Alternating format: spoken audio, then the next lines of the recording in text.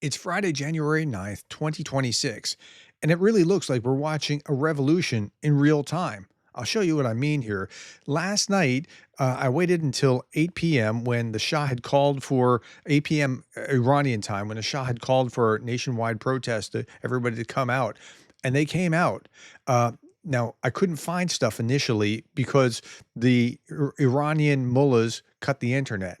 So but there are ways around it. So now we know what happened. So let's go look at this. Okay. The Iranian regime continues its nationwide blackout. Iran has now been effectively offline for over 12 hours with national connectivity down to 1% of normal levels. Yet, with the help of Starlink, footage comes out of Iran, excuse me, here and there. Protests in Iran continue into the night. Journalists confirm Starlink was used to bypass nationwide internet blackout. So you'll get to see what's happened here. Brave Iranians are now openly taking to the streets with the real Iranian flag, the lion and the sun, placing it atop a statue as they rise up against the Islamic regime. The entire free world needs to see this. Now, will they see it? The coverage is pretty spotty. Let's look at this. What was on Iran's on TV? No internet, no phone calls, no communication with the outside world. But apparently they could see Tucker Carlson on Iranian official state TV. Ted Cruz asked, why would that be? It's kind of weird. Okay, nobody's home tonight. They heard the Shah's call and they answered. So they came out in droves in multiple cities. Tehran, you hear chants of long live the Shah. Reza Pahlavi, the son of the last Shah, had called for protests across Iran for today and tomorrow, and the people have come. Alongside of chants of death to the dictator, the chants of Reza Pahlavi have also been dominant for the last few days. And this is just some images of the people out in the streets.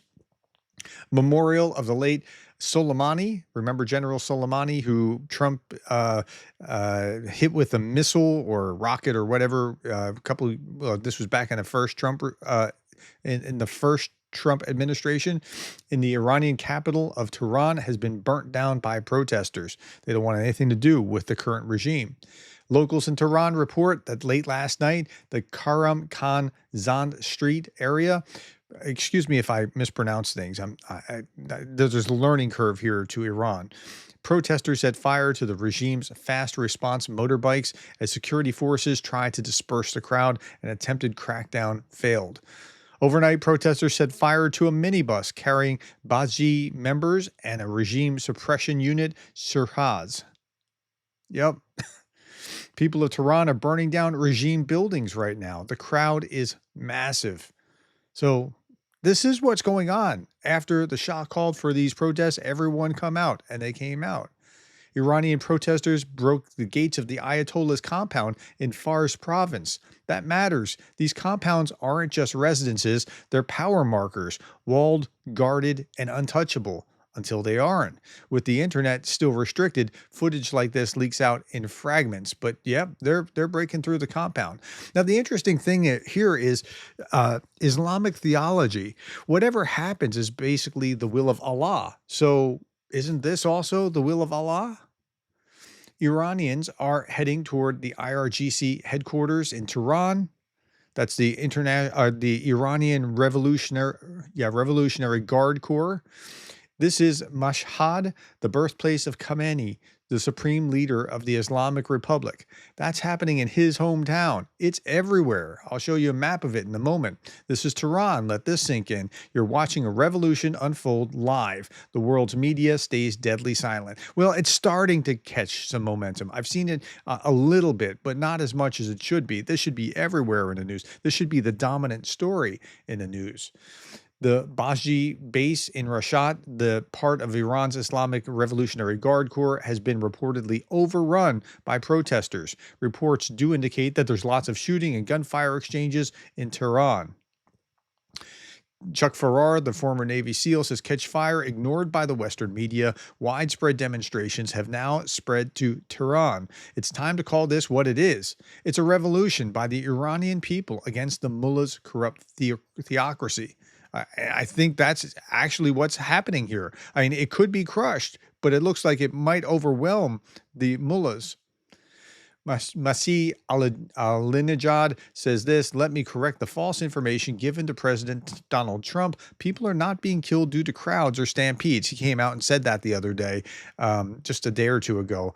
There is ample evidence that unarmed Iranians are being shot dead by the regime's forces. So far, at least 40 people have been killed to our knowledge. Now, that's important because Trump came out and said this the other day. Situation in Iran, if the regime is cracking down hard on protesters. Trump, his own words were, if Iran shoots and violently kills peaceful protesters, which is their custom, the United States of America will come to their rescue. We are locked and loaded and ready to go. Now, Trump doesn't always carry through on what he says, but it was enough that the people in Iran felt that they were empowered.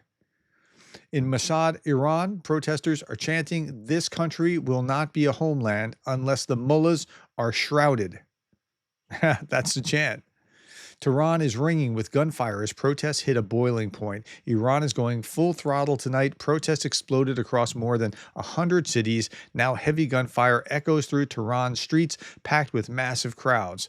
Polymarket, their odds spiked to 55% that Khamenei falls this year. That's amazing that it spiked like that, and it's probably going to climb.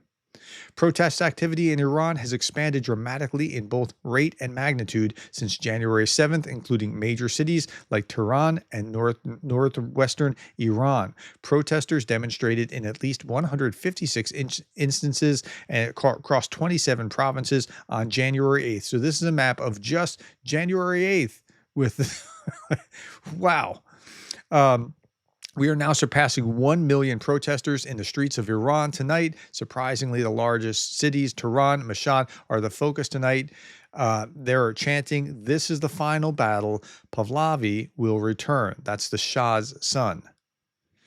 Tehran, now, it's very possible that the regime could fall in a few days since the protesters have somehow gotten weapons and the army isn't trying to suppress them, at least so far. So we'll see how that plays out.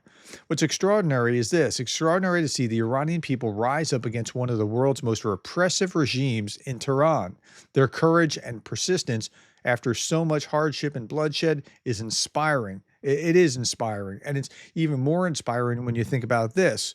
The size and intensity of the protests tonight in Tehran are all the more remarkable when you consider each person knew that they were risking their life. That's right. I mean, they could be executed by the mullahs for this. Make sure you're watching. There's been nothing like this since the fall of the Berlin Wall. I think you're watching that level of moment. I think that's a fair remark. Now, think about what happens geopolitically if Iran is liberated from the mullahs regime, becomes a secular state that becomes maybe aligned even with the West.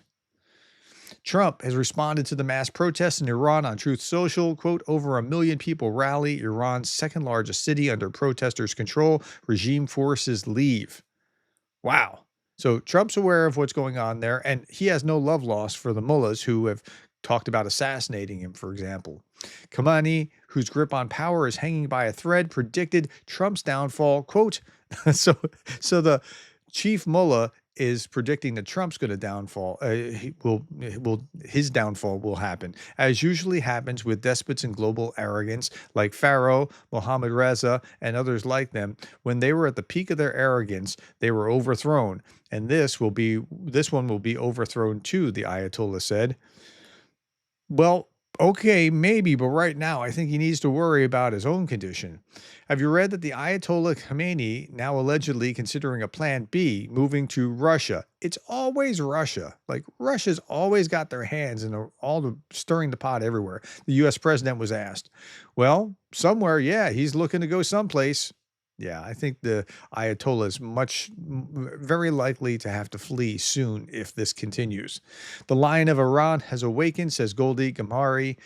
Iranians are rejecting Islam, the Islamic Republic, and Sharia law en masse. I've never been more proud to be Iranian. Now, remember that that's part of what's going on. It's economic. It's about Sharia law with the Hajib. It's about the water. It's about all kinds of things. But they're ready to throw off the Muslim clerics who are running the country as a theocracy. Dinesh D'Souza says this is as big as Venezuela, bigger actually. The fall of Iran would be a crushing setback for radical Islam. It would be. Now, I saw this and I thought, wow, this is interesting. Find your true roots. This is what Islam does in Yemen, and this is how they would have dressed before. This is how they would have dressed in Syria, and this is a traditional Syrian dress, or Morocco and traditional Moroccan dress, and or Somalia and traditional Somali. You get the idea, right? Islam is doing, and this is part of what they're throwing off. Okay. Now, I asked in a poll yesterday, there are 3 of these polls. Take the appropriate one, please. I am a true political moderate of the, on the political spectrum, and I'm most interested in, and clearly Iran was the big story. I'm a progressive liberal or on the left, and I'm most interested in, and Iran was the biggest story. I'm on the conservative right, and I'm most interested in, I've almost never see this kind of agreement on anything.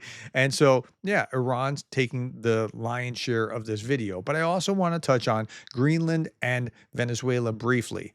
So here is U.S. Senator from North Carolina, Tom Tillis, talking about Greenland, because it's been in the news. They've been saber rattling about Greenland, saying, yeah, you know, we really need to have Greenland, or that sort of thing.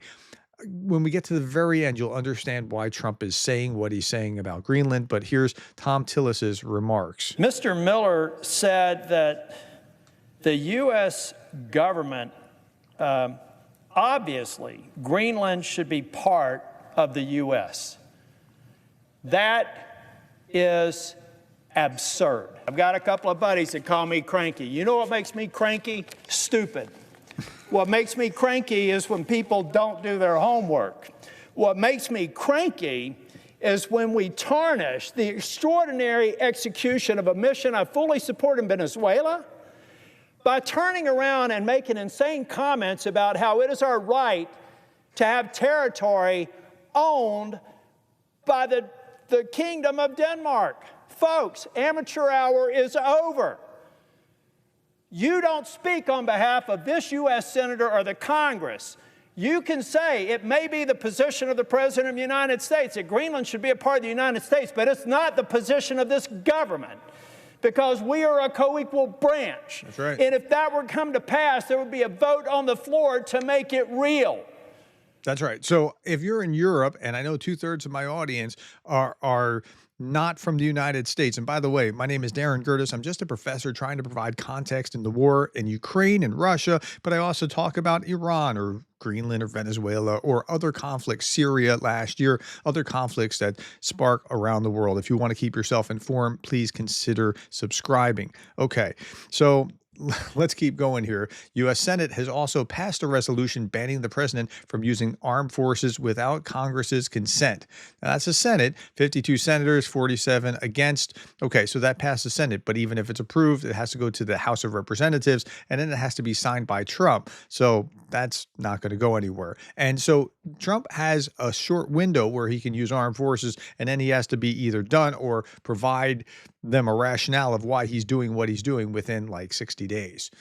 Okay, an unexpected liberalization has taken place in Venezuela. The Venezuelan government announced the immediate release of significant number of prisoners, both citizens of the country and foreign nationals. Consider this, quote, consider this a gesture by the Bolivarian government aimed at achieving peace, they say. Well, yeah, I mean, I don't know why this government is still in place and they haven't just said, okay, we're going to have elections in X number of days, or we're going to restore Gonzales.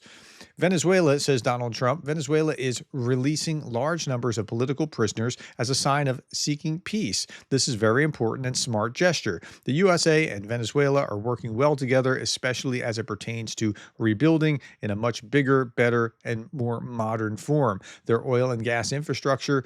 Because of this cooperation, I have canceled the previously expected second wave of attacks, which looks like it will not be needed. However, all ships will stay in place for safety and security purposes. At least $100 billion will be invested by Big Oil, all of whom I will be meeting with today at the White House. Thank you for your attention to this matter. I saw Trump's schedule for today. Trump's schedule includes Marco Rubio, J.D. Vance, and the head of major oil companies. That's what they'll be talking about today. Now, There was an interview with Sean Hannity yesterday, and President Trump says that the United States will begin military action on land against drug cartels inside Mexico. Huh? Okay. So I was talking to this guy who is just Monday. He's a retired military. He's got more stripes on his arm than a tiger has stripes, right? I mean, he's long time. I asked him like, what's going on, and he said, well, what Trump does is he says all these things, and then people go all these different directions, and then when they go all these different directions, he gives them room to operate on the 20% he really wants to focus on. I think there might be something to that. In fact, I'm going to show you this, and then I'm going to show you what John Bolton said, which is almost the same kind of thing. Okay, so Trump said U.S. forces are preparing to start hitting land and target cartels, which he claimed are running Mexico, and that the military has already curtailed most drug trafficking by sea before shifting focus to land operations. Should he be saying that? No. Should he do that? No. But, okay, listen to what John Bolton, his former national security advisor, who famously broke with him, has to say about this. Remember how he negotiates. He makes the most incredible, outrageous demand he can think of. People pull their hair out in despair. How are we ever going to respond to that?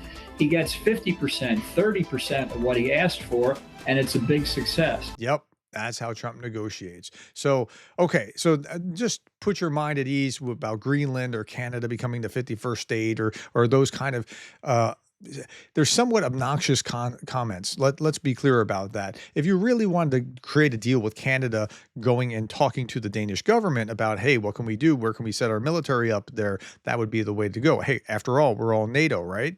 Okay. I showed this morning, but this deer was chasing down this rhinoceros I'm showing you this because it just fits with what's going on in Iran right now.